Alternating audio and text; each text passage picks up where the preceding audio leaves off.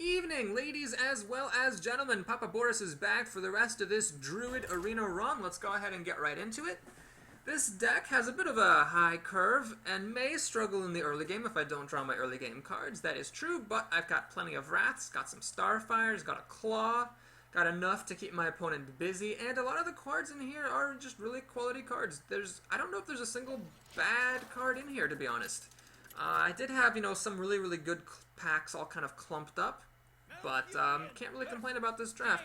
KJ Plore the Mage. This is a different mage than the one that we just saw.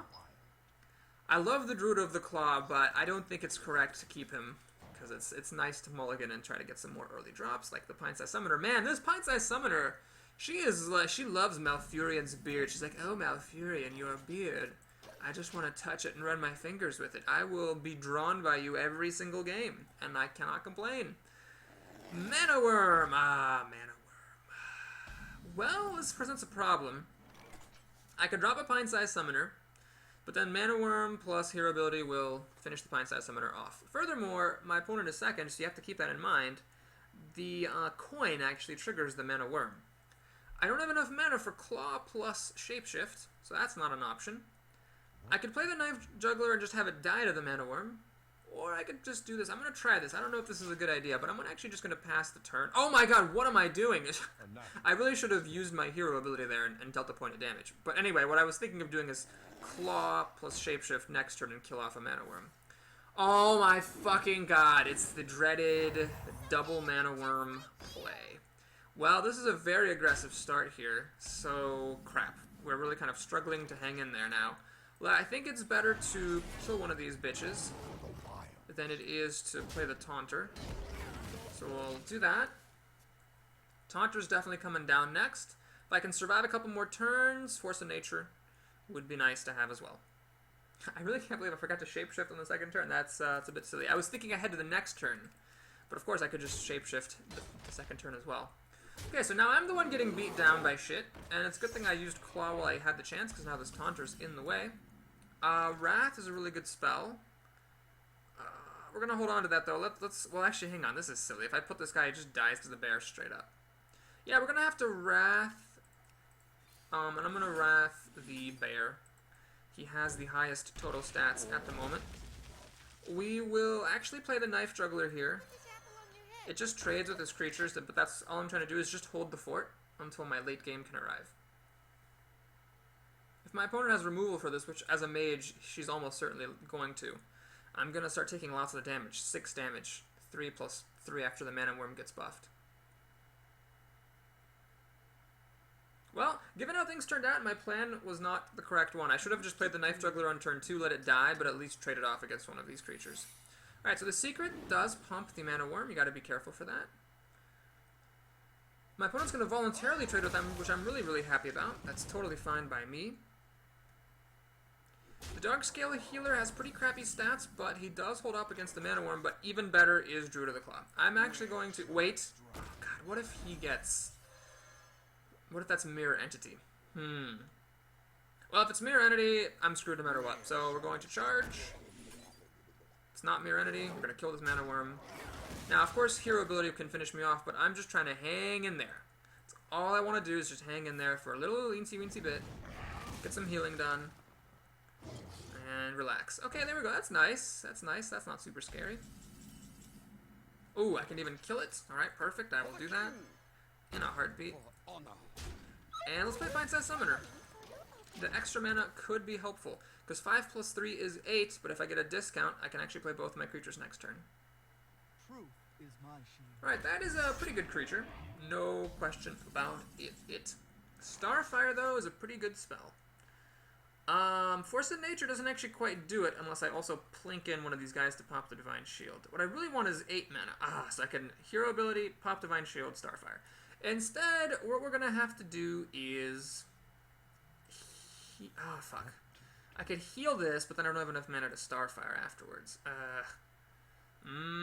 Crap. Heal. He becomes a 2/5. I can run in, plonk the Divine Shield without dying.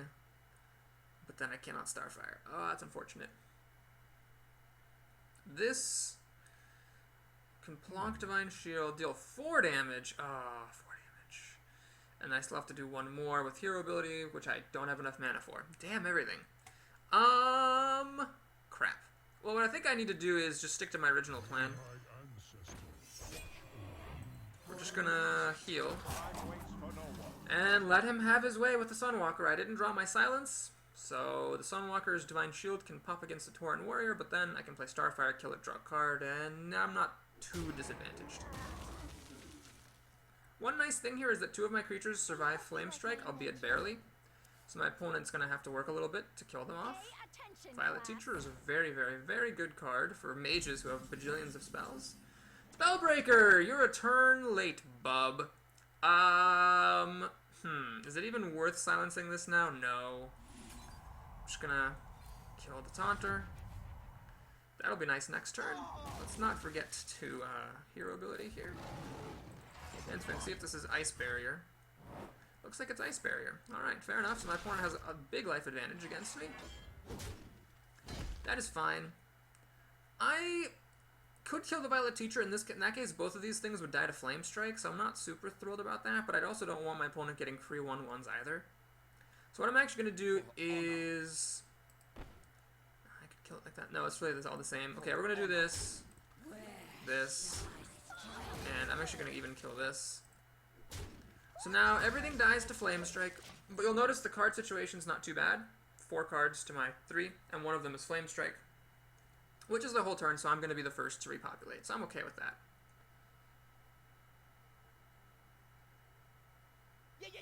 Ah, no Flame Strike from my opponent, just Ventricle Mercenary.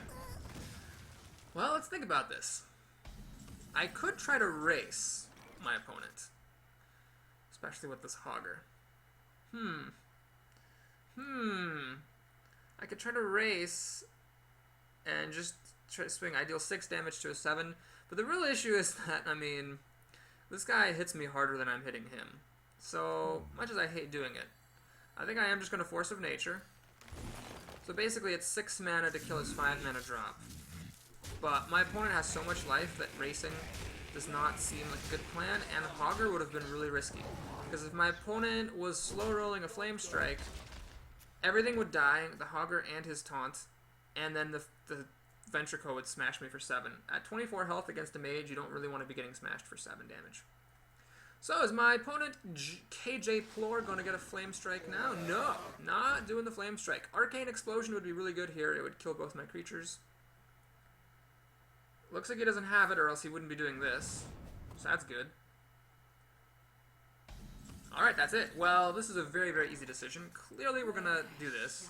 Because this Darkscale Healer is on borrowed time until Flame Strike hits, so I'm just going to do that. Swing. And let's go ahead and play the Fen Creeper.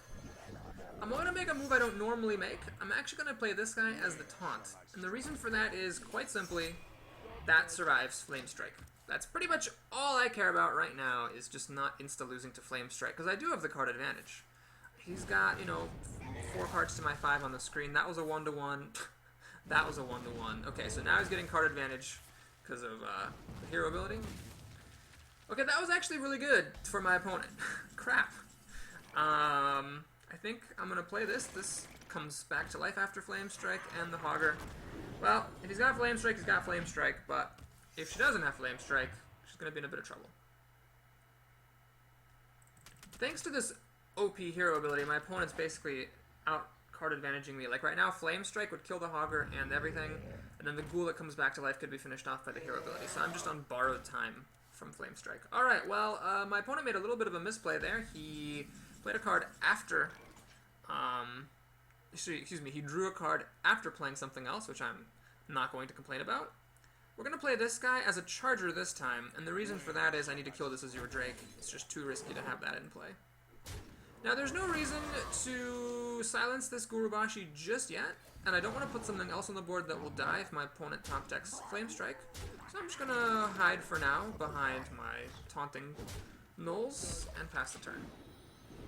So my opponent is really in a kind of top deck Flame Strike or bust scenario. Blizzard would also be good. It would kill both of these, but Blizzard is a rare card. Blizzard would actually probably win my opponent the game, because he could Blizzard, finish off Hogger with the Gurubashi, and then finish off the Null as well. Alright, Pyroblasting the Hogger. Alright, that's fine. And then working down that Ghoul. Fair enough, sir. Fair enough. Emperor Cobra. Well, I have enough mana for everything here, so let's just start with the obvious. Well, do I want to kill this thing? No, not really. I don't want to trade both of those things just to kill that thing. I could silence this guy. That would become a 2/5. He'd have to run into... No, he wouldn't. Hero ability would finish off this Null. And then he could run in with 2 damage to something, although nothing really cares about getting hit for 2. That's interesting.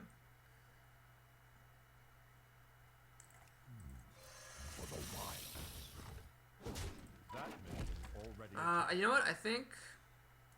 What happens if my opponent has Flame Strike? Flame Strike, kill everything, hero ability, finish that off. I realistically can't win. So what I am going to do is actually, in fact, silence that guy. So my opponent would have played Flame Strike long ago if he had it, or she had it. So she has to top deck it now or lose, or come really close to losing. I've got 4, 6, 8 damage, 9. Actually, I'm not that close to winning. That's kind of sad. She'll win Yeti.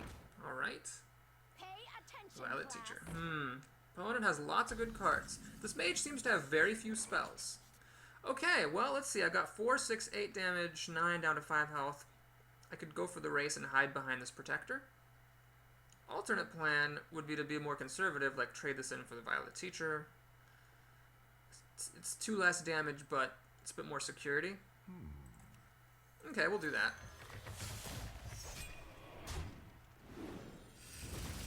Alright, swing, swing. So if this Ironbark Protector is allowed to swing, it delivers the killing blow. If it is taken care of, but these two aren't, 4 plus 2 plus 1 is 7. That is also the killing blow.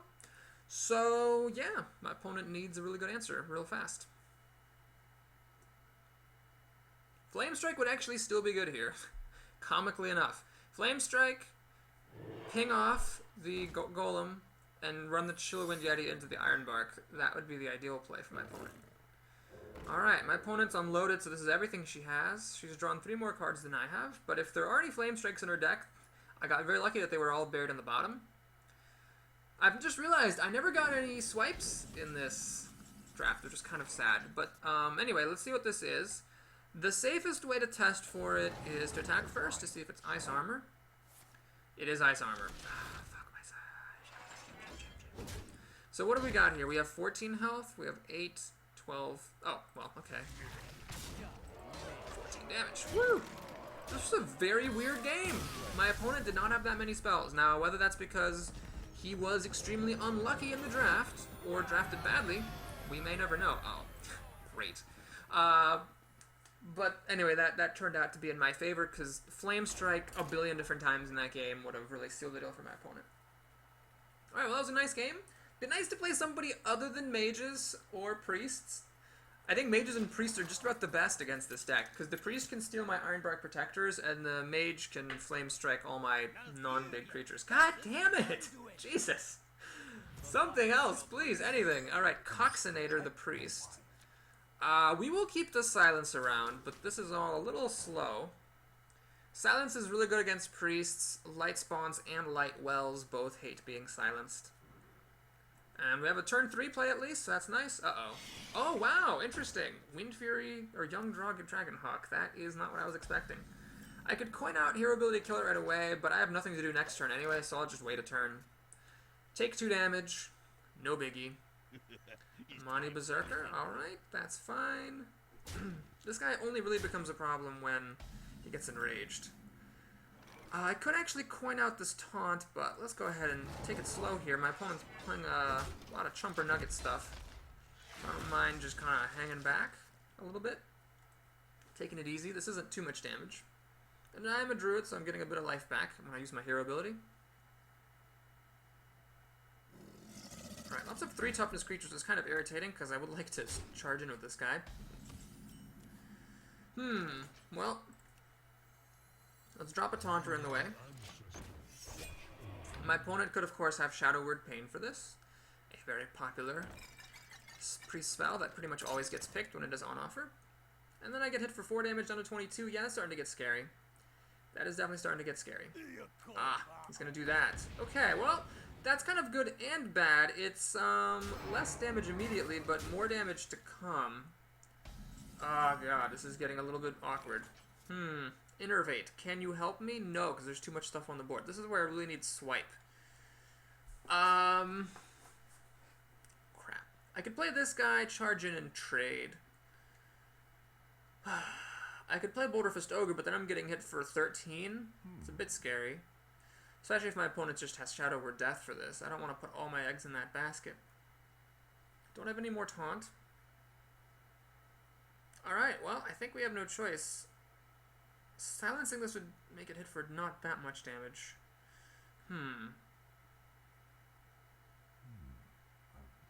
Okay. We're gonna play this guy. Silence that guy.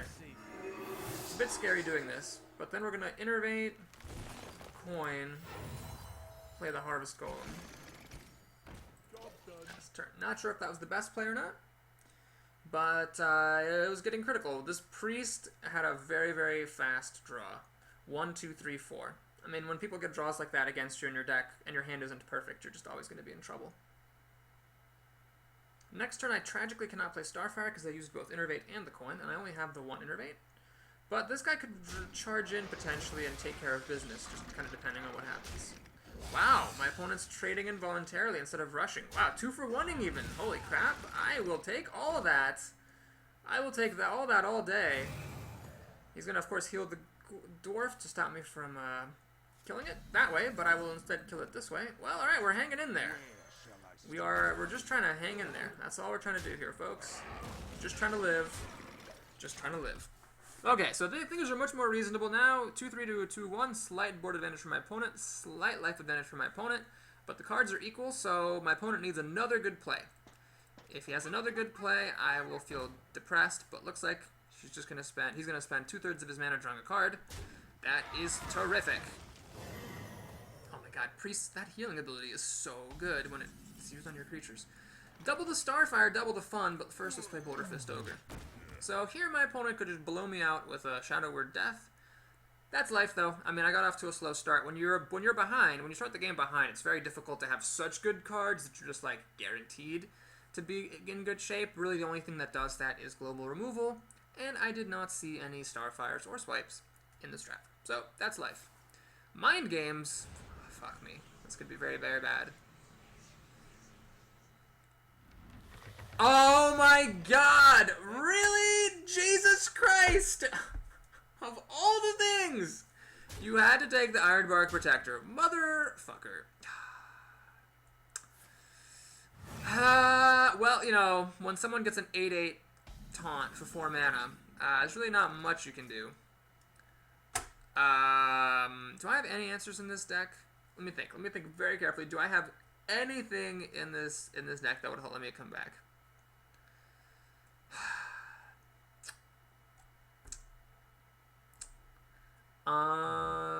Doesn't look like it. I'm tempted to just concede, but we'll play on a little bit here. Oh my god. I was thinking, like, well, please don't get the Ironbark, and he got the Ironbark. That's great. Yeah, I mean, this game, maybe I could have drafted differently. There is nothing else I could have done here. Oh, oh wow, alright, get all the perfect drops, why don't you? Let's see, if I play the Fen Creeper, can I survive? He just kills it with the Stormwind Champion, hits for 6.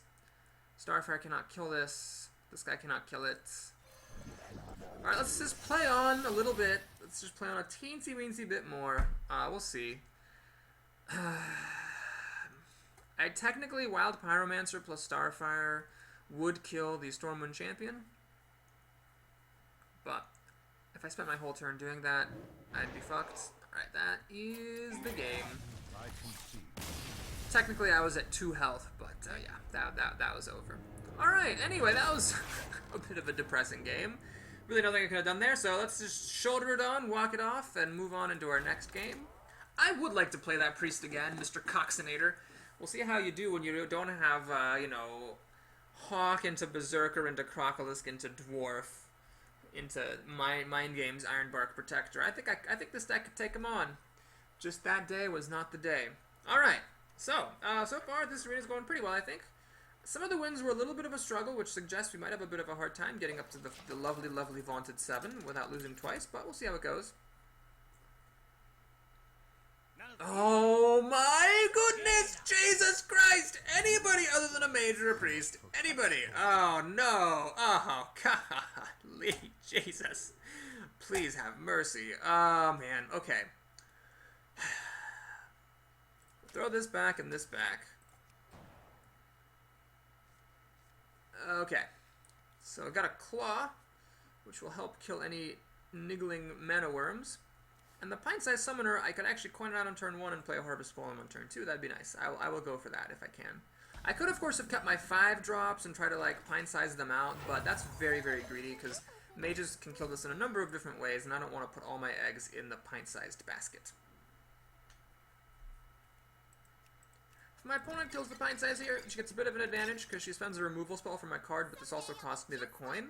Ah, looks like my opponent is going to do this thing. I see. Well, it's a good play. Very good play. Flesh Eating Ghoul, I think, is actually... Well, is it better? No, it's not better than the Harvest Golem. So we're going to play the Harvest Golem a little bit cheaply. So the coin is already... The coin to put the pint size into play has already paid for itself. Flesh Eating Ghoul, yeah, stuff's about to die, but I'd rather actually play it now. And then, you know, kill. And get this buffed up right away, rather than just having it trade against the Sorcerer's Apprentice and die right away. Well, of course, my opponent can still play, so hopefully, if I'm a little bit lucky, my opponent will skip a beat and just hero ability, pass the turn. That would be ideal. If Sorcerer's Apprentice traded for the pint-sized summoner, I wouldn't complain either. That's totally fine. Uh-oh, that's a bit scary. That is actually... And the fact that my opponent's not trading is also quite scary. I still can't play this. Wrath... Wrath plus Claw could kill this guy. How much am I afraid of the spell damage? Let's think. If I play the Flesh Eating Ghoul, what happens? Well, I actually have a mana left over. Ooh, that's interesting. I could play Claw and kill that.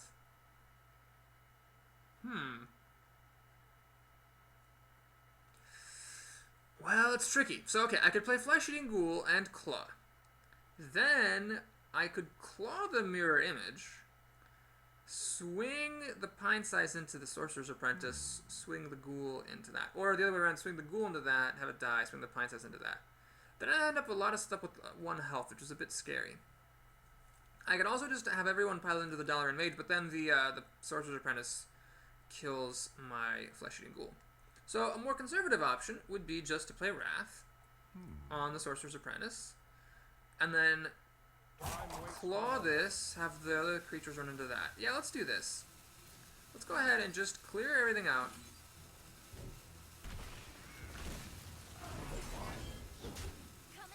So basically, my opponent, there are things a mage could have that would take care of this. Obviously, the hero ability would kill the pint-sized summoner, but that's half the mana that my opponent has for the turn. And I've still got this regenerating 2/2 on the board. So it seemed like a good play. My opponent has 4 cards to my 5, plus this 5 card recovers. Now the main problem is that the pint size is dead, and this guy costs 5 mana, so I'm only going to be able to play the Flesh Eating Ghoul, which is not the most impressive turn 4 play. That's a bit sad.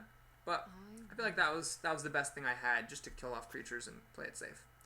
Alright, so there goes half my opponent's mana. With luck, she has nothing else to play for 2 mana. That would be nice. Oh, that would be nice. That would be nice. No! Ah, Jesus. Well, that does mean my Flesh Eating Ghoul is more of a threat.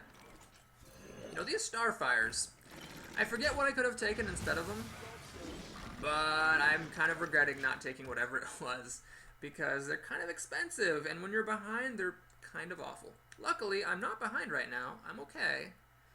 Frostbolt plus hero ability would clear things out, but then my opponent would have 3 cards left in hand to my soon-to-be 4, and I've got this Charger coming down, starting to swing, so I'd be in pretty decent shape, I think, if that were to transpire. A 4/4 Charger with 2 quality removal cards behind him is totally fine. Ah, interesting. Working on the Flesh Eating Ghoul, does he have, like, the Charging Merfolk to finish it off? Mages don't really deal 2 damage with their spells. Yeah, he's just dealing a damage. Alright. Well, I have 2 options here. One, I could play the Darkscale Healer and heal my Flesh Eating Ghoul, to see if my opponent had some kind of thing, like maybe Arcane Explosion next turn, or I could just charge in for damage. Let's actually do the heal.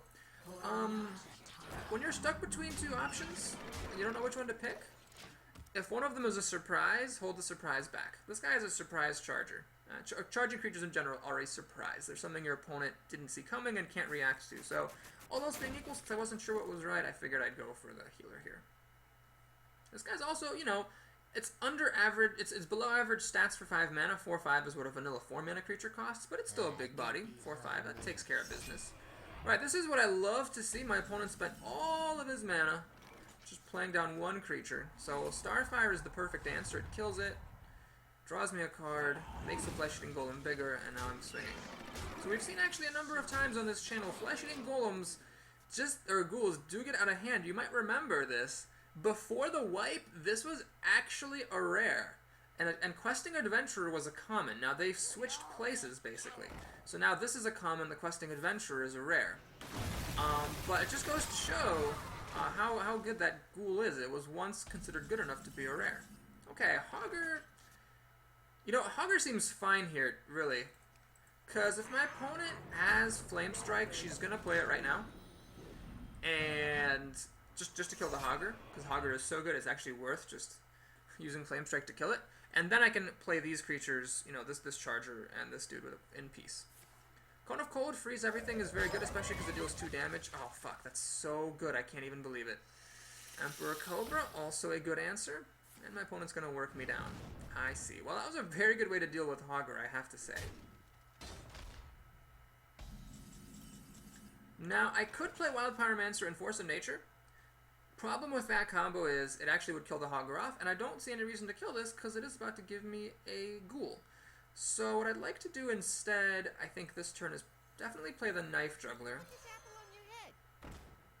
And Gurubashi just dies to the Cobra, and the Cobra actually doesn't even get killed by it. You know, I'm just gonna do this. I'm just gonna do it. Fling a few knives.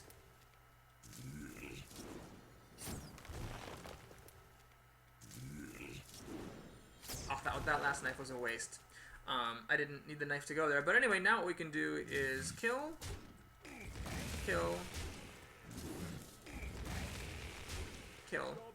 or hit. Pass the turn. This guy's still alive. I still make a 2/2. My opponent still has to use hero ability to kill it. And then I've got a 3/2 and a 2/2, and my opponent's actually quite low on life, plus I have this Charger. This guy survives Flame Strikes. Things are pretty good. Oh my god, are you kidding me? 2 Blizzards. For fuck my sake. Okay, well, that was great. Let's go ahead and enact the following. I think I'm going to play this guy. For the king. Smack. Take some damage. And play this. Well, no wonder I'm facing this mage this late in the arena. 2 Blizzards. That's pretty good. So I've got 5, 9, 10 damage next turn if my opponent doesn't stop me. What you got with these 2 cards? We shall see. Now, you know, it's always a good feeling. If you can beat a mage dropping 2 Blizzards on you, that is pretty spectacular. Okay, that's not going to do anything. Last card. Is it a Frost Nova? Is it a Cold of Cold? Is it another Blizzard? Oh my god! I can't believe it's actually another Blizzard. You have got to be kidding me. That was a joke! Meghas, that was not to be... 3 Blizzards, and in the top half of the deck, too. My fucking god. Okay, alright, we're gonna play this. We're gonna start to grow him a little bit. I'm gonna hold back the Charger. Let's keep that in suspense. We're gonna play this. Make my Questing Adventure bigger. We're gonna plink for damage. Now, one thing to keep in mind, if the Water Elemental keeps hitting me, I will get frozen. I won't be able to use my hero ability to attack. So that's why I want to keep this as a surprise as long as possible, in case I need to, you know, use it for the win. Okay, that's actually very fortunate for me. That was a very bad draw for my opponent. This hero ability is overpowered, and he's going to swing at my Questing Adventure quite wisely, which is fine. And grow a little bit of health. Okay, well, this is totally fine. So what I'm going to do here is charge up my Gurubashi a little bit, because I have the Fen Creeper behind it. Without a taunt behind it, I wouldn't have done this. And we're actually going to play this guy. Let me actually think. If I play him with charge and hit him for 4, my opponent can draw Flame Strike, use Hero Ability. So Flame Strike will kill this. Water Elemental can kill this. Hero Ability will finish off this. So it's a bit of a risky move. What I'm going to do instead is just put some damage on with my Hero Ability. And then see what my opponent wants to do. Because now Flame Strike's still the same deal. Flame Strike, Water Elemental finishes this off, Hero Ability finishes this off, but then I can run in and charge and this guy will be alive. Okay, that's fine. So if I had put this charger down, I would have won the game last turn. But as it is, I'm still going to win the game next turn. So I think I made the right call there. Alright, so the Fen Creeper doesn't die, but it gets frozen. So as far as my opponent knows, he's alive. Little does Jaina know, or Jaina, that we got a Druid of the Clock coming down. Where shall I strike? There's that terrifying moment where someone plays a creature and you realize, oh shit, it has charge, I'm gonna lose. Good game, very well played by Meghas, the mage. 3 blizzards. That was one of, I think, the greatest moments in Papa Boris's recorded video history. Going, what do you got with that last card? Is it a Flame Strike? Is it another Blizzard? Is it a Code of... Oh, I think it was it a Frost Nova? Is it a Code of Cold? Is it another Blizzard? Plays Blizzard. Yeah! Anyway, good run. That actually reinstores some confidence in my deck if I can beat a triple Blizzard mage who actually draws all 3 of them, and had more for all I know, and plays them against me. That's pretty solid. And that loss against the Priest was very rough. Finally, a Druid. I will take another Druid. K.I. Glacius. K-Glacius. Yeah, I think I have a better than average Druid deck. That's fine. We're gonna pass back that Starfire for later. We're even on my favorite map, Pine-Size Summoner. Oh my god. Pine-Size Summoner. She's putting the moves on Malfurion. She's like, hey Malfurion, I hear you like short girls. You know, it's not pine-sized. Actually, wait, no, that wasn't going anywhere. Never mind. Okay, what do we got? Coin to the wolf. Great. That is a perfect wrath target. I know, it's very frustrating when you're for your opponent, and you play that wolf, you're like, please don't have a wrath. Please don't have a wrath, and then they have a wrath. I think it was worth it to do that. Okay, fair enough. Well played, sir, well played.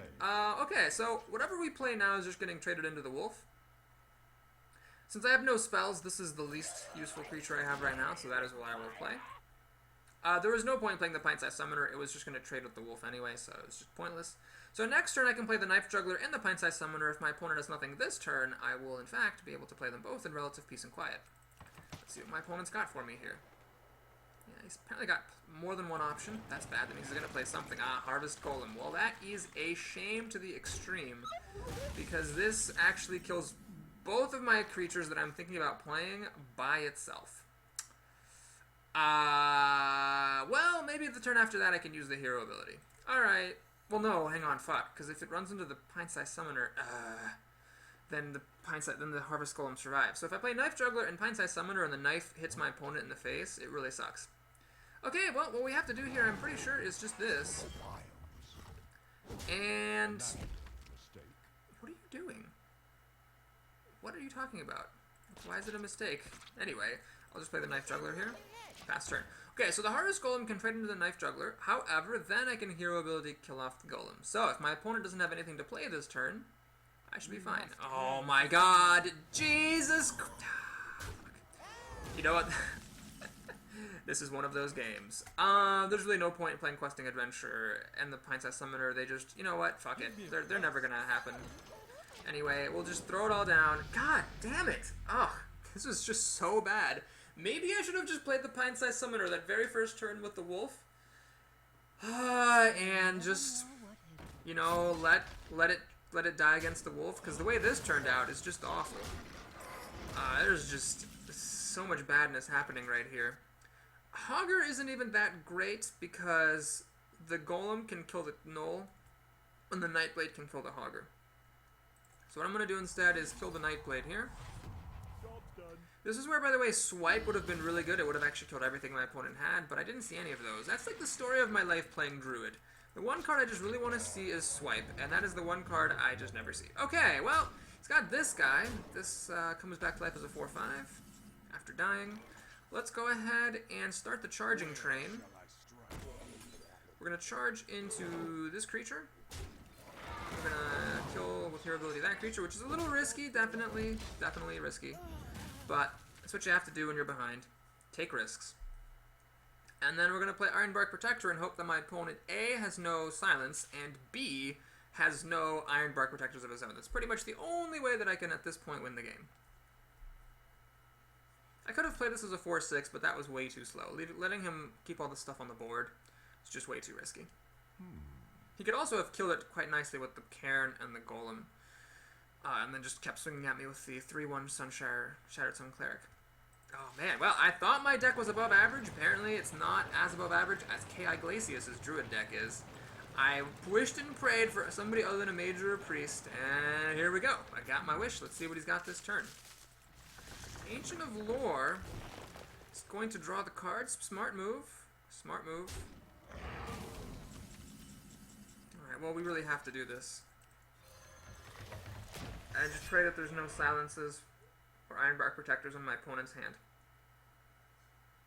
So my opponent has massive life advantage, board advantage, and card advantage against me. That's a little bit distressing. He can also just run these guys in, worst case scenario. It brings another 4 or 5 back. He's going to Starfire, which is even better for him, so he can keep his 5-5. Just use the 4-1. And a Pine-Sized Summoner. Because of course. Because of course. Alright, well, this, yeah, we'll do this. We'll put 2 Taunters into play. It's not super great here. He can pretty easily clear out all this stuff if he wants. Like, even if what he has on the board, he'd have to lose the Pine-Sized Summoner, but he could actually kill everything with just what he has, never mind these 7 cards he's holding on to. Oh god, that's not good. That is the opposite of good. Oh my god, this guy has so much buffing. Holy shitsicles. Okay, well, I'm boned. There's literally nothing I could play that would get me back from this situation. I don't know what my opponent's doing. I feel like he should have buffed the Shattered Sun Cleric, let it kill the thing, but whatever. He's doing so well he can afford to just play badly. Oh, I see. He's just going to actually do that way. I don't know if that was really the best way, but whatever. Yeah. Let's... okay, if I play this... Okay, we'll play it. We'll go ahead and we'll play it. Get an armor, pass turn, just to see what my opponent wants to do. I can't concede after drawing that, but after this Ironbark is dealt with, I will probably concede. Okay, that's not really a big deal. Oh, he's another one. Jesus Christ! Oh, man. His Starfires. He has about the same number of Starfires I do, but his are working a lot better than mine are. Ouch. And ouch. And ouch. And ouch. Alright, well, there's pretty much literally nothing I could have here that would save me, so let's go ahead and concede. Dropping 2 6 health taunts, he could have just broken through. Why does he thank me for conceding? What a weirdo. Okay, well, now we're in a bit of a sad state. We're at, oh my god, we're at 4-2? I really could have sworn we were at 5-2. Oh man, I should have taken a longer break from Druids. This is a bit depressing. Well, let's see if we can clamber back on up there. The deck is fine. Maybe I did just draft too many expensive cards. I don't know. Too many Druid of the Claws. Just getting a little bit too greedy with those. Hard to say. I could have passed on a Starfire. I could have passed on an Ironbark. I don't know that any of that would have saved me in that particular game, though. Elation, the Paladin. Well, I'm happy to play something new and different. That's great. I must protect the Okay, well, we'll keep our 3 drops. This is a pretty slow deck. I'd be a little bit greedy to fish for my 2 drops. Plus, I am second, so I can coin one out on turn 2, play the other on turn 3. You know, the 2 games I've lost both had really, really fast starts, which makes a certain kind of sense. If you have a bit of a slow deck, you're going to lose to people who hit their curve. I mean, that last opponent had, like, Wolf, Shattered Sun Cleric, or no, Wolf, Harvest Golem, Shattered Sun Cleric. He just had plays all day. Alright, that guy. Well, the perfect answer is Harvest Golem here. Because it trades and then survives. I maybe could have saved my Wrath that game, let the Pine-Sized Summoner trade for the Wolf. I mean, that's better than what the Pine-Sized ended up doing. Then I could have Wrathed something later on.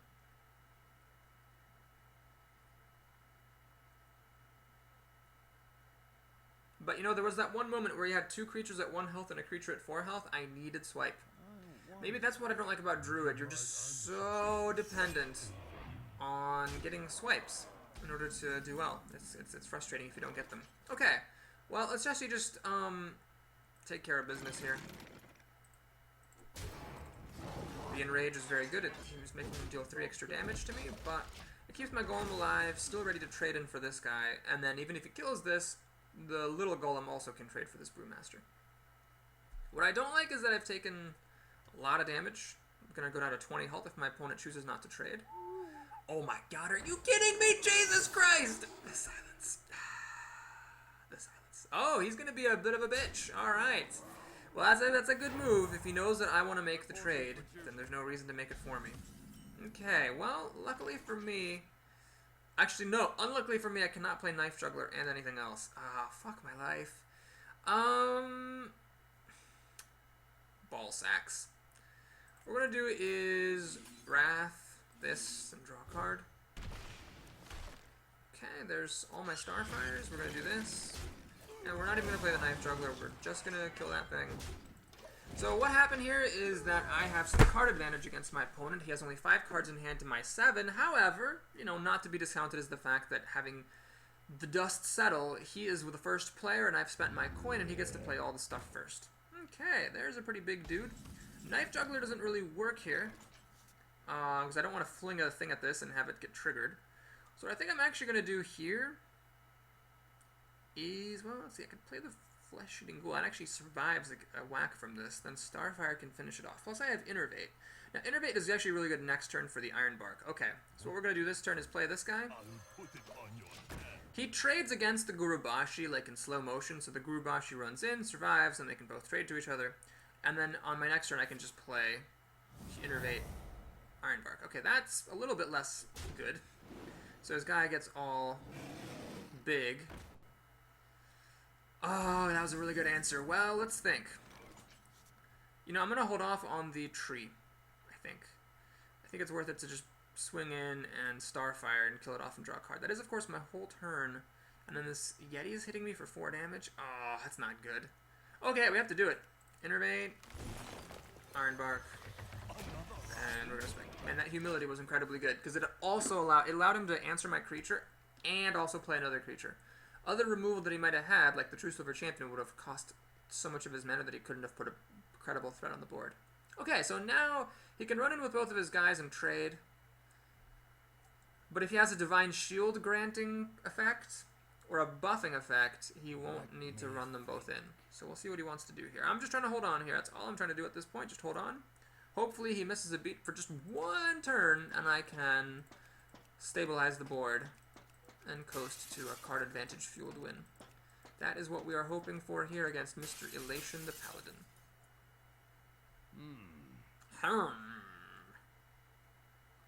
So Starfire, not really being an all-star here. It's too slow when you're trying to catch up. It's just too slow. Unless, of course, your opponent obliges you by playing 1 creature at a time. Well, I'm happy to see that. That was all of his mana. I really don't care about his health. Plus, it was wasted. So it's just a 5/6 for 7 mana. That was really the ideal thing we could have seen here. It looks like he's going to do the double trade. No, he's not going to do the double trade. Interesting choice by my opponent not doing that trade. I'm happy to do it for him. This guy's just useless. So we're going to go ahead and do this. Play Starfire. And I don't need to make this trade for him, so I'll just smash him for 8 damage. Pass the turn. So if he gets a Divine Shield granting effect, that would be ideal for taking out this tree. Humility would be good as well, but I have another tree behind it, so I should be in okay shape. Yeah, that's totally fine. That's also totally fine. Okay, looks like a little bit of good fortune. It's finally made its way over to Papa Boris. I could actually play this as a taunter. It actually holds up. Can I do anything else valuable with 3 mana? Play Questing Adventurer. That's risky. I could play this, play one of these taunters. It would be a 3/3. This would be a 4/6. These guys could run in. Can't get past it. And then my Questing Adventurer could grow out of control. It's a bit risky, but we'll take the chance. Another option would have been to play the Knife Juggler and this taunt and hope to fling a knife at the Divine Shield. But that's a bit random for my tastes. I didn't want to play this guy as a charger because he can't actually kill anything on the board, at least not permanently. The second one might be a charger, we'll see.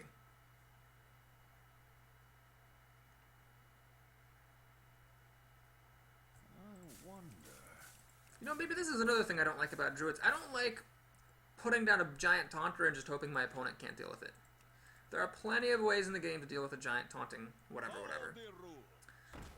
That is actually not the best answer because it still leaves my guy in the way.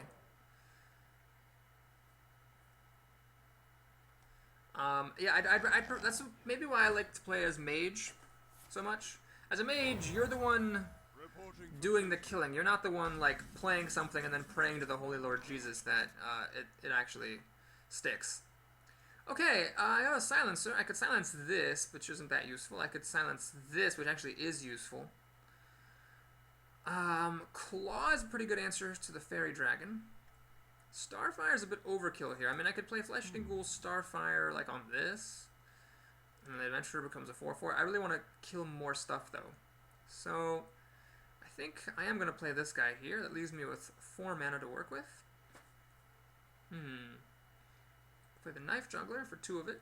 Claw for the rest. Alright, we're going to do this. We're going to play the Knife Juggler. Going to play Taunter number 2. Alright, then we can Claw. Let's kill the Fairy Dragon.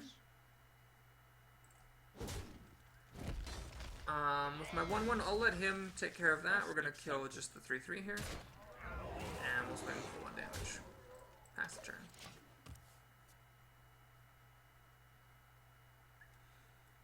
I didn't have enough damage to kill him. If I'd played this as a charger, I could have dealt 6 or 10 damage, which isn't enough. But next turn I should really start looking for the kill, because this is 5 damage I've got here.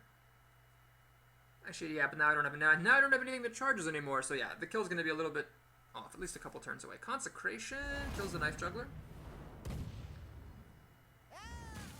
But it's not the best Consecration because the Questing Adventurer actually lives to tell the tale.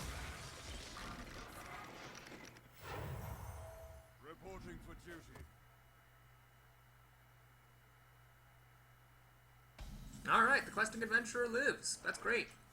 Well, a couple options here. I could just play Flesh-Eating Ghoul, hero ability, whack, and then play this as a buff to make my Questing Adventurer bigger. Or I could protect him behind this Taunter. That seems quite solid, actually. We're just going to do this. Swing for 7 damage. So yeah, there you go. We took a little bit of a gamble with the Questing Adventurer, hiding him behind a taunt. But given my opponent's incredible board pressure at the time, I think I took the right gamble. And it has actually paid off. So my opponent's actually dead next turn. He's got this Taunter in the way, making it hard for him to deal with the Questing Adventurer. Hammer of Wrath would prolong the inevitable, but it looks like he doesn't have it, so there we go. Okay, we played a Paladin who didn't have any True Silver Champions or Hammers of Wrath or Divine Shield Granters, but he did have 2 Humility effects with the Humility and the Elder Peacekeeper, so that was a pretty solid win. Alright, 5 wins is the Druid. That's better than I did last time. Let's see if we can do even better and make it to 6. I'm now starting to feel that maybe one of those Starfires was a mistake. Perhaps that is such expensive removal that I should have just taken cheaper cards. Okay, Palladiumors. Well, this is pretty good, honestly. This is a great hand. This is one of the best hands I've seen all day. I can play turn 1 Innervate, Tauren Warrior, and save the Wrath for removal. So yeah, we'll do that. You have to remember that when you play this on turn 1, you actually have 3 mana to work with, because you have your 1 starting mana and the 2 that you got from Innervate. So it's important not to forget this like 1 mana crystal that you almost never use on turn 1. It is there, and it can be used. So this guy is pretty mediocre, but on turn 1 he's actually pretty solid. Get to start getting some mad beats on. Now, unfortunately, unlike the Priest and the Druid who beat me, I don't have backup pressure. My deck's not that aggressive, so it's not that likely to have things to follow up. Although if one of these Wraths had been like a Pine-Sized Summoner or a Wild Pyromancer, I would not have been displeased. I do, however, have removal for the next two things that my opponent's likely to be able to play. One of which might cost him the coin. So that's pretty cool. I'm happy about that. Let me think. He's going to reinforce. Okay. Reporting for duty. Well, here's the thing. It's actually not that easy for a Paladin to deal 2 damage. So it's an interesting gamble to kill the Recruit and Enrage. But a safer play is just to kill the Recruit with my hero ability and stay unenraged. So the difference between 3 health and 2 health is against Paladins pretty immaterial, but later in the game Consecration would kill this if it were at 2 health. Other than that, for the other Paladin removal stuff, like Hammer of Wrath or True Silver Champion, it just doesn't really matter whether you're at 2 or at 3. Now for other classes it does matter, like against the Priest, you know, Holy Smite would kill this at 2, but not at 3, and stuff like that. So you always want to think about your opponent's removal spells and decide accordingly whether to let your creatures take damage or not. So here he could play Coin Hammer of Wrath or Coin True Silver Champion and catch right back into the game. Looks like he doesn't have either of those things. So what I'm going to do is... Well, let's wait and see what card I draw. Oh, I see what you did there, sir. I see what you did there. So that's a way to try to stop your opponent from attacking you. What we're going to do is get enraged. And yes, that gives my opponent a card. But we're getting enraged, and we're also going to play this guy and swing. So now my opponent is drawing a card off me every time I play it, but I'm likely to trade this in for the next big thing he plays. Like let's say he plays like a Sen'jin Shieldmaster here at 4 mana, or a Chillwind Yeti. He's just going to kill it. Well, I'm very lucky he didn't have it before. Obviously, he would have used it before if he had it. But that was his whole turn, so my opponent's actually in a bit of trouble here. That was his whole turn, so he's got kind of the position I've had in a lot of games, where he's got the card advantage, but I have the board, and he's really low on life. Still 2 turns away from the Ironbark, so hopefully we play something else, or get something else to play next turn. Boulder Fist Ogre would not be amiss, nor would another one of these Claw Druids, these Panther guys. Wrath is not as good as it used to be. Yeah, it's unfortunate. That is unfortunate, but I think we need to keep the aggression up. Boulder Fist Ogre, that is really good. So one option is hero ability plus Wrath, kill this, swing for 6. Another option is trade the cat in for the Booty Bay and then play this. I think this is better. It basically, either way I have 2 creatures on the board, but one of them in this case is a 6/7 rather than a 4/4. So we'll hold on to the Wraths for other miscellaneous stuff he might play. I'm kind of sad that a Paladin never played anything that was worth wrathing. He was just recruiting or playing bigger stuff. Aha. I see what you did there, sir. I see what you did there, and I don't like it. Well, anyway, at least we have something to wrath, and we're plinking him for 3 damage here. So that should be fine. And then 2 turns later, I'll play the Ironbark Protector. He's got a fistful of cards. Got to be something else in there for him to do. Bring me steel. Master Swordsmith. Aha, Master Swordsmith. All right. Another thing. Got something else? Blessing of Wisdom. Well, now with this dealing only 1 damage, I probably will actually not be attacking, so that was a pretty cool use of that card. Alright, do I want to play this? And then Wrath?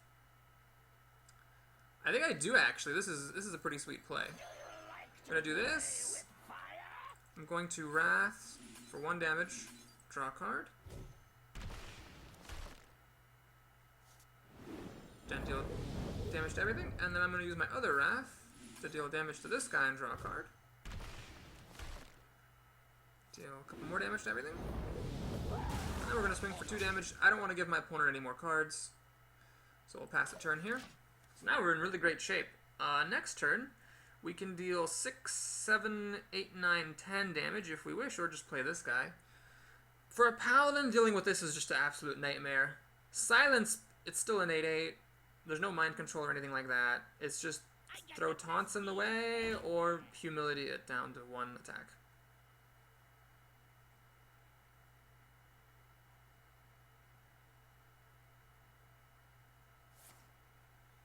Alright, he has no cards to play with this just yet.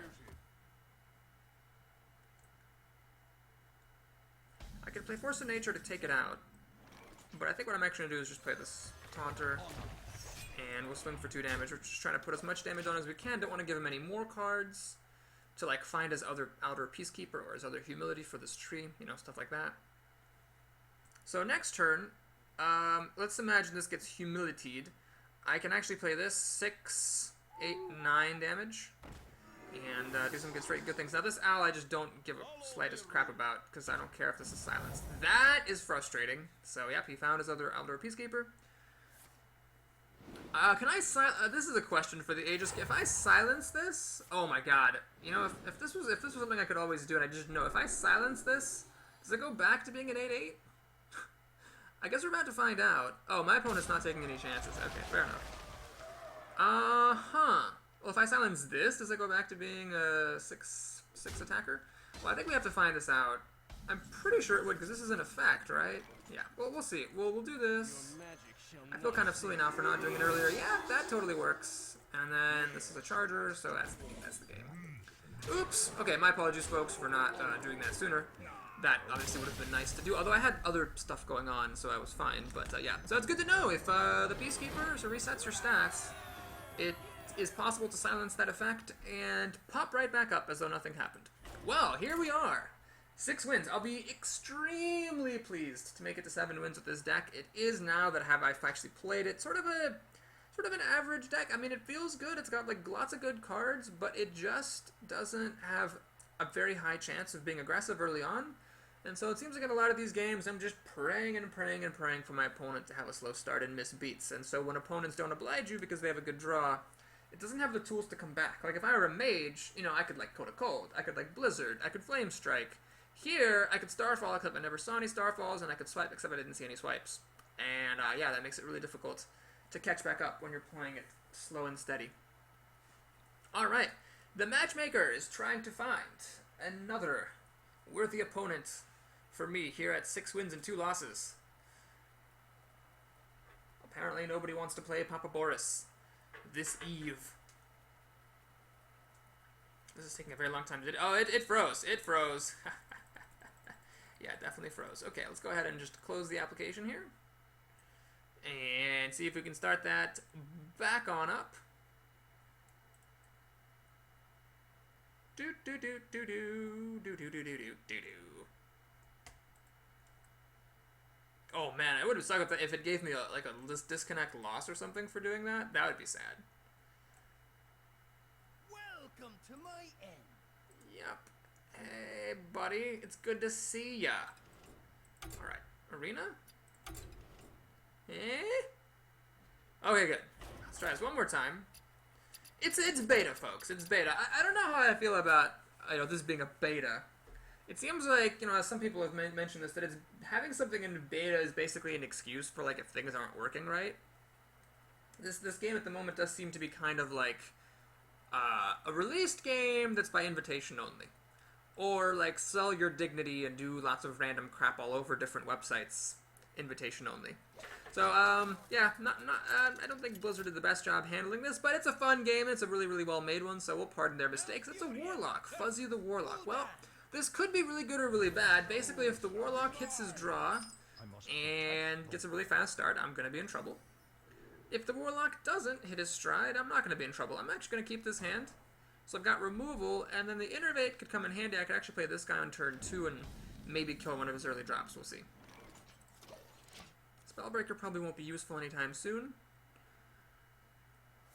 He's got a turn 1 play. Alright, there's the coin, and there is Fairy Dragon. Alright, perfect. I cannot target this with Wrath, so the solution is this. Now, I could have waited 2 more turns and try to Innervate out a Hogger on turn 4, which is admittedly a pretty epic play. However, I think that would have been a bit greedy.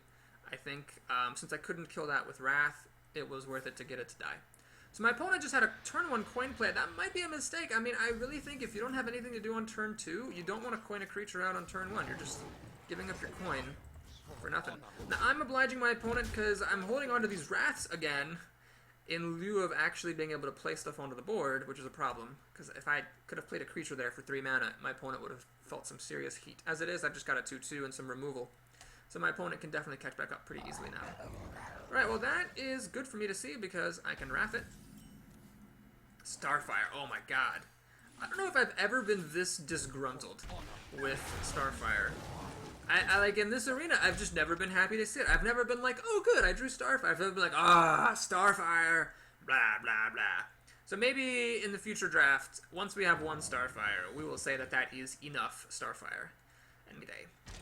Alright, Demolisher I don't really mind seeing. Oh my god, that's really good. God damn it. So if this were just a Demolisher, then I could have Wrath plus Hero ability. Now I have to Wrath and Claw, which is 2 for 1, and I'm not a big fan of that. Let's see. Can I Wrath? I can do Claw, Hero ability for 3 damage. I just not even use the Wrath at all. Just use my guy. Okay, we'll do that. I definitely don't want to leave that Demolisher around. Now I could actually play Spellbreaker here. That's interesting. Spellbreaker would bring this down to a 1/4. It would turn off the effect. Put a 4/3 body on the board. It's aggressive, but I think I need to be since I've got this coming down next turn. Yeah, we'll do this. This is mainly for the oh, sorry, it's still a 1/5 because the Blood Imp is pumping the health. It's another source. But, yeah, it's still fine. Basically, I don't want him to be shooting things, and I want to put this 4/3 down. So this is where this guy's better than the Owl. You know, he's... Oh, God, is this a... Oh, my God, I see Hellfire coming. Ah, fuck me sideways. Well, anyway, it's actually kind of nice that he played Hellfire there, because now he's not going to play Hellfire here. This is pretty solid. So my opponent needs to really Shadow Bolt this thing. Warlocks are pretty good at dealing 4 damage. Shadow Bolt will do it, Siphon Soul will do it, Soulfire will do it, lots of things will do it. But at the very worst, I got a 2/2 Taunting Null, and at the very best, I'm just going to randomly win the game because of this guy. Alright, Mr. Fuzzy the Warlock is thinking long and hard, which suggests one of 2 things. Either he has multiple ways of killing this and is trying to figure out which one to use. Oh, crap. That was it. Boo! This is actually a pretty good answer to my little Null here. But that's okay. We are going to play Flesh-Eating Ghoul. I'm going to save the Wrath. Let's use the Claw here. Because I have nothing else to do with my turn anyway, so might as well use the most mana. Let's kill that Wind Fury. And you know what? Let's actually kill this thing as well. It's risky because now Mortal Coil will finish off the Null. However, I don't want this guy left around for him to put Power Overwhelming on later. Alright, so the Flesh-Eating Ghoul is starting to grow out of control. This is actually very difficult for Warlocks to deal with. It's Siphon Soul or Bust. That is a good card. However, it does not kill the Flesh-Eating Ghoul, so Starfire is really good right here. So can I use Wrath? I could use Wrath, but Starfire is so expensive, I'd rather use it. So there is tree number 2. That happens. Flesh-Eating Ghoul grows twice. I can use my hero ability. Swing. Look at this Flesh-Eating Ghoul, guys.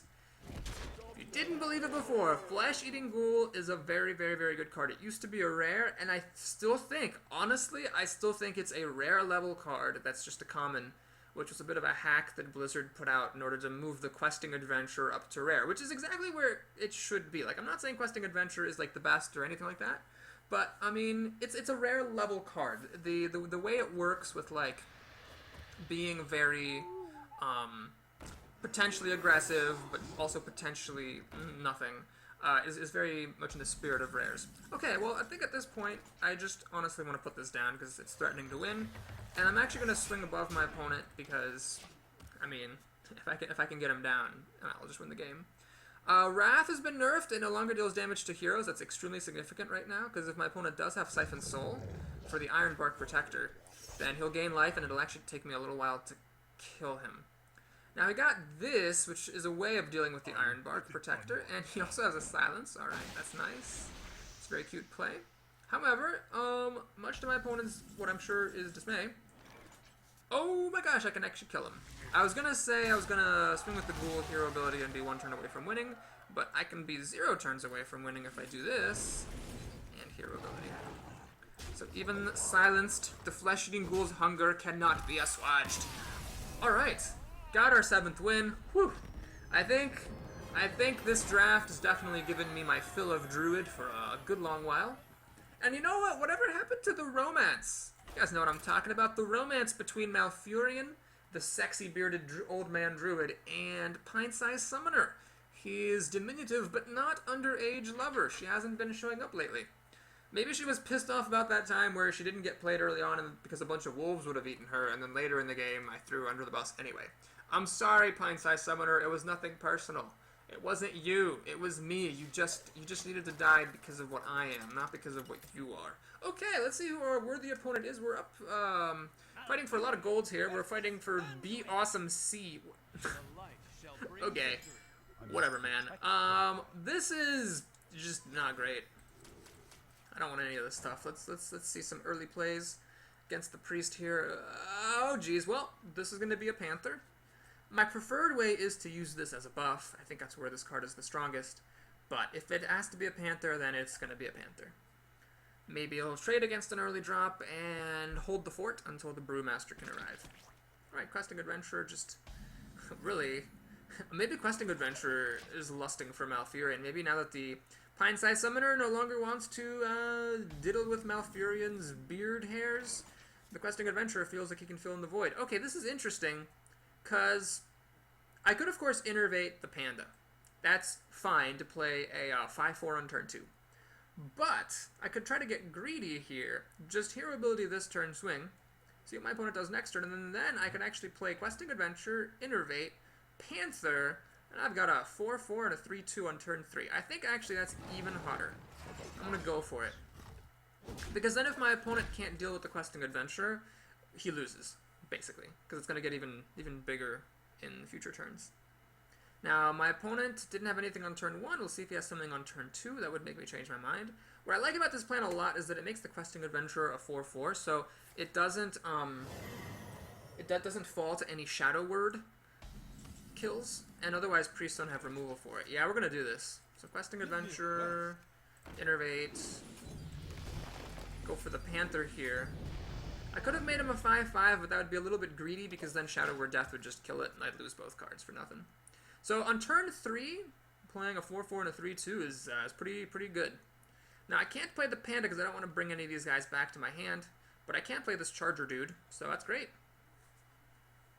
We are looking pretty strong here. My deck is not aggressive. Its probability of getting an aggressive start is low, but that was about as good as it gets. Opponent does nothing on turn 1 and 2, and then we have this on turn 3. It's really solid. Right, Lightspawn makes me wish that I had my silence, and I don't. So this is kind of sad. I could hit it for 3, bring it down to 2 health, play this guy, kill it. Actually, that's really the best. Yeah, I can't see anything better than that. I could play the Cobra, but the problem there is that then my Questing Adventurer is going to die. So we're going to do this. Kill the Lightspawn. Worst case scenario, my opponent has Shadow Word Death, kills the Adventurer. That's his entire turn. I still have this on the board. And I can even attack, put it back in my hand, or I can just play the Cobra hero ability next turn. Oh, he had it! God damn it. Well, that's fine. He would have lost the game, I'm sure, if he didn't have it right then and there. This is actually nice. We don't even need to play the Panda. We can actually play this. I don't even mind Holy Nova right here, because only the Knife Juggler dies, so I'm safe from Holy Nova. I've got the Panda to kill any Chillwind Yetis or Sen'jin Shieldmasters or Fen Creepers that could get thrown down, and we've got a pretty aggressive start here. Force of Nature could be used for removal if it needs to be, but I'd actually rather prefer to keep this as a kind of killer. Oh, like a Force-o-Blast, like a Pyroblast, but for Druids. Pyroblast is 10 damage for 8 mana. This is 6 damage for 6 mana. What would we call this? Force-o-Blast? NATO-Blast? Oh god, that's annoying. That's very annoying. Well, this survives, this dies. This will need to kill it. I could play the Druid of the Claw, run it in, kill it. And then the Knife Juggler is going to die, which is very sad. Or I could play the Panda, get the Knife Juggler back into my hand, run the Cobra in, kill it. This guy drops to 2 health, this guy drops to 1. They're both very at risk for Holy Nova. But at least I save my Knife Juggler, and then next turn I can play him back, play the Charger. Or I can play this. One of the trees gets wasted, but I use 2 of them to kill the Abomination. The Knife Juggler dies. I swing for 4. You know, I actually like this plan the best. Swing. We'll keep the Knife Juggler back on hand here. We're going to use the Cobra to kill the Abomination. risk for Holy Nova. That is a fact. That's why I'm not replaying the Knife Juggler. That would have just made Holy Nova crazy good. Now we're going to pass the turn. So my opponent needed a Shadow Death to not lose earlier. He needs a Holy Nova to not lose right now. Does he have it? That is the question. Nature Blast. Force of Blast. Nature. Force of Nature Blast. That's not really good. It's not quite as good as Gyro Blast for a Gorehowl Pyro Blast. Alright, what has he got here for me? You know, one other option would have been to run the Knife Juggler and then use the hero ability to finish him off. Oh, he's going to go for this. Oh boy, risky play. This is actually a strategic... Well, I don't know if it's a mistake because maybe my opponent had nothing better to do. But this is what we actually talked about before, is when you play this guy, your opponent is not obliged to try to kill him. I can just ignore this shit. So what I'm going to do is think. If I play the knife, or if I play the Force of Nature, I'm dealing 5, 7, 7 plus 6 is 13 damage, not enough. So what we're going to do instead is play Knife Juggler, play Chargy Face, fling a knife, hopefully at my opponent's head. Damn it. Alright, well, we're gonna swing, swing, swing. And then next turn we got Force of Nature Blast to finish my opponent off. My health total's high enough that this Ventrico Mercenary, he's big, but he's not fast enough. He can kill one of my creatures, but he can't kill everything. Alright, Shadow Word Pain stops the Knife Juggler, but it doesn't stop the Force of Nature Blast. He can heal to go above Force of Nature Blast.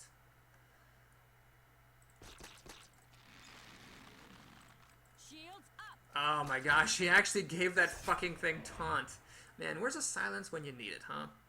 Actually, I still win the game. I still win the game because that was all of his mana, so he never got to heal. Ah, perfect. Perfect, perfect, perfect. Actually, this cat would have won even if he had healed. But anyway, this is fine. So he's going to do that. And we're going to... Oh, I could also use the Druid, but no, let's Force of Nature Blast here. Seems a good way to win. These treants are going to die, but before they die, they do great things. Alright, we're up to 8 wins!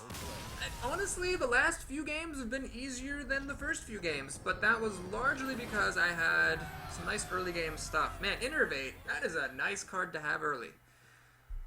That turn 3 play was really crazy. My opponent had, I wouldn't say the best possible response to what I did.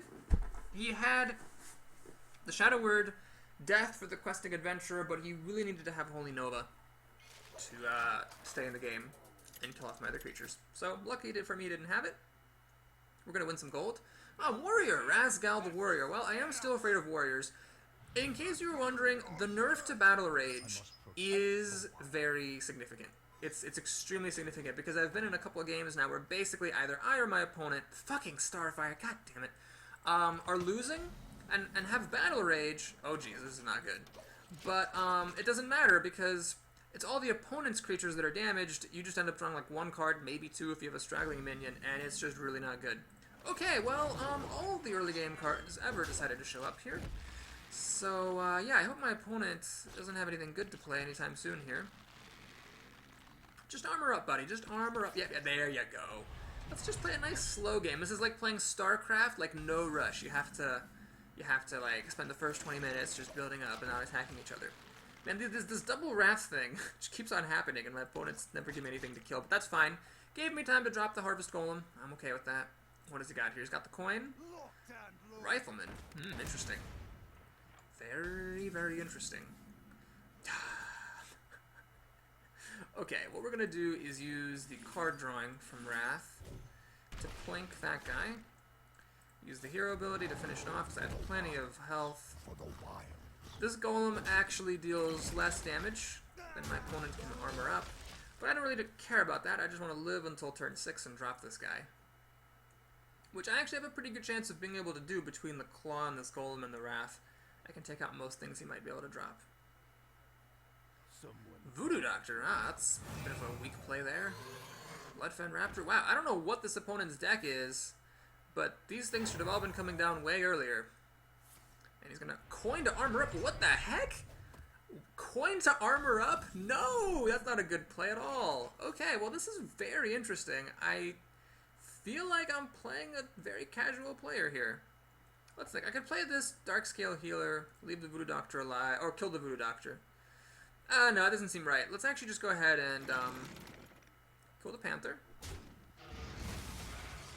And let's I have enough cards. Let's just kill this with hero ability. And we're just gonna pass the turn. So yeah, it's a bit slow, but I wanna just take care of business with what I have rather than using this. So we'll be happy to play the Boulder Fist Ogre next turn. Alright, there we go. He makes his first real play of the game. That's fine. Druid of the Claw is actually not a bad answer. The Tiger can't swing past it. I'm gonna do it. Where shall I My opponent could have a silence, of course, but I think that was a really good answer there. Even better than dropping the Ogre down. So it preserves some of my health, and I feel okay taking it slow because I have card advantage and board advantage against my opponent. And my opponent's already used his coin to armor up, so I feel like I should be alright against most things he might be able to play. Alright, what's he got? Cleave. Okay, well this is good for him because it enables him to kill off my Taunter and live to tell about it. Try this. That also is a very good play. However, here for 7 mana, I can make a very good play myself. I could Wrath, draw a card. Lots of different plays here. I could just play another one of these Taunters. Yeah, we'll just do a Taunter guy.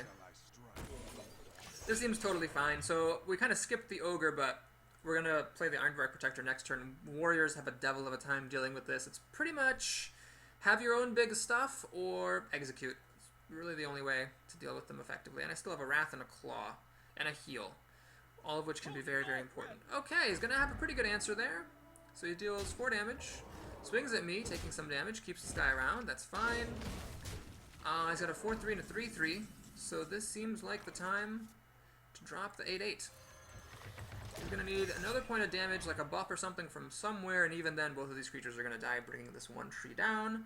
It'll likely be most of his turn, and then I can play the Boulder Fist Ogre afterwards. With mana to spare for some Wrathing, Clawing, and Hero abilitying if need be.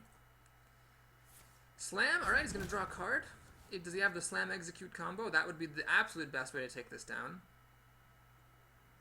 Nope, he's just going to do that, which is very good for him, actually, because he gets to kill this Ironbark without having to lose his other creature. Or without having to lose anybody, as a matter of fact. Oh my gosh, I am Jesus Christ, I am shocked how well he's holding up. Okay, we have to be very careful here. I think I need a Starfire. Yeah, I think I need to just hold the fort. So let's Starfire this Druid. I really wish I had Swipe. This is actually very, very good. So I can drop an extra creature down, play a Claw, and then clear him out. So that Starfire was a very, very good draw for me. Okay, so anyway, now we're back to the same situation as before. We have card advantage, we have board advantage, and he needs to do great things in order to catch up and win. He has already done great things. Every single turn where I was on the brink of running away with it and starting to smash him, he came back. But here we're doing really great. I can actually play the Darkscale Healer, even get another use out of this Wild Pyromancer, which is really cool. That's the card he just top-decked, and it is an Ironbeak Owl. Alright, fair enough. Imp Master is solid. Oh my gosh, that's actually really good to silence this before playing the Imp Master, of course. Hogger seems like the play here. I could actually be greedy. I could replay this back to my hand and put it back down to try to use it again with the Wrath to clear out the imps. Yeah, we're gonna do that actually. So whenever you do put stuff back in your hand, make sure you attack with it first. I'll put it on your tab. So now I have massive card advantage, and not massive, but very, very strong board advantage with a Taunter that kills most of what runs into it, and a 4-4 that he actually doesn't have enough damage to kill without some help. Plus a 5-4, let's not forget that guy. And we still haven't even dropped this Ogre. Now next turn I can play the Wild Pyromancer. I have this handy-dandy Wrath to deal damage to everything. Okay, this is the right way to use that commander. Play it, and then play other stuff. Wow. Well, that is a phenomenally good play. I cannot believe how good that was. Holy shit! That was so good. Jesus.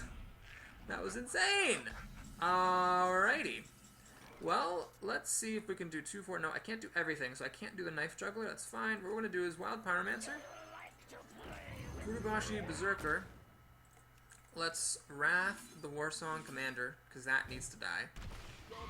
Then the imps are going to get cleared out. My guy gets enraged. So I am once again massively in charge of this game with more cards, more board. But he is to play. Gotta say, Warsong Commander plus Wind Fury Harpy was a frickin' amazing play. Rascal, alright, he may be coined for armoring up, but he knows how to put good stuff in his decks, that is for sure. Holy crap on a donkey. Can we slow down a little bit? There we go, that's a bit slow. Alright, so he's just gonna armor up. There we go, finally. Okay, we're in good shape now. Everything's cool. Everything's cool. I wish I could play the Knife Juggler and both of these, but I can't. However, I would really like to. So, actually, I can use Hero ability. I think this is the way to go. 2, 4, 6, 8. Yeah, this is it. So we're going to play Knife Juggler. This dude. Hero ability. Finish off that dude. Kill the Imp. Kill the Imp Master. Pass turn. Alright, so this Divine Crusader is a little bit... Scarlet Crusader is a bit in over her head. She can't kill either of these guys. She can kill the Knife Juggler, but that's all she can do before promptly dying to my hero ability. And I've got some healing on the back end. So these better be freaking amazing cards, or else my opponent's in trouble. Alright, that is actually a really good card. Jesus. I cannot believe it. Wow, that was a really good card. Holy crap, he's going to get to kill my Gurubashi, so I regret not playing this last turn. Alrighty. Well, this seems like a good time for questing Adventurer. So let's play him. Let's...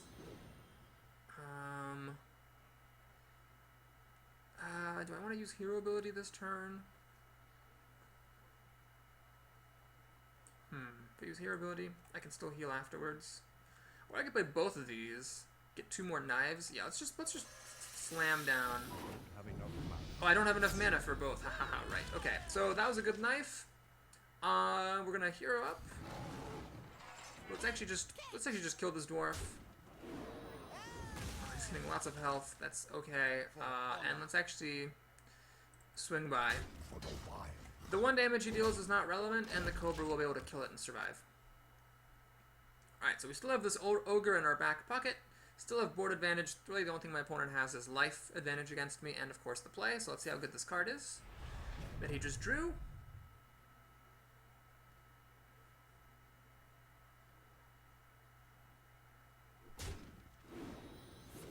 Execute for the adventurer. Alright, perfect. So, at long last, we are coming out ahead. Let's keep the charger in my back pocket. Let's use hero ability to finish off his last minion.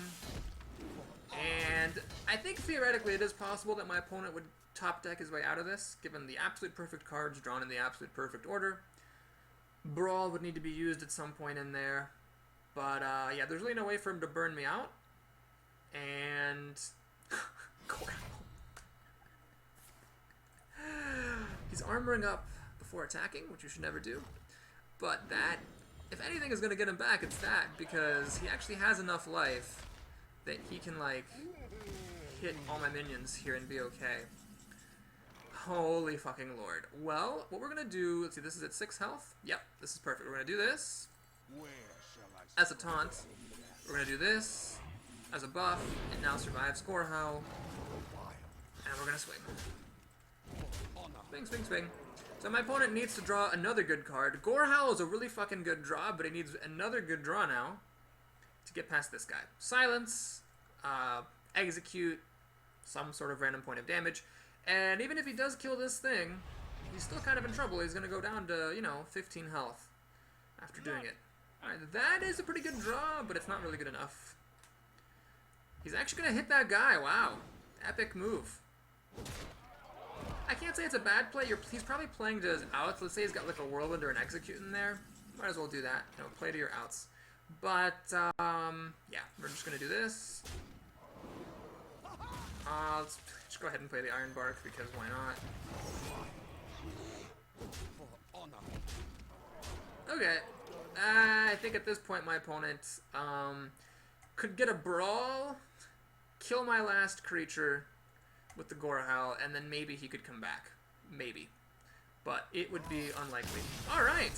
Well, we manage from 4-2 to actually scrabble and luck our way into a 9-win arena. Woo!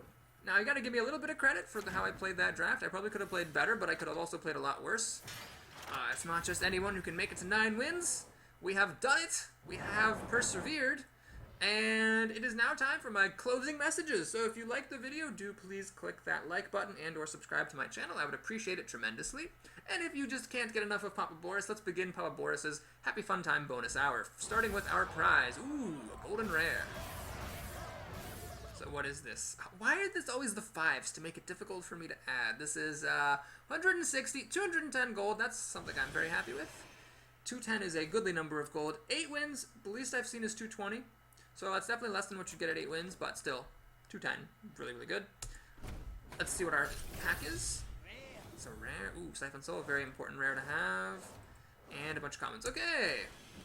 Crafting mode. One of those commons was a duplicate. That's actually pretty good.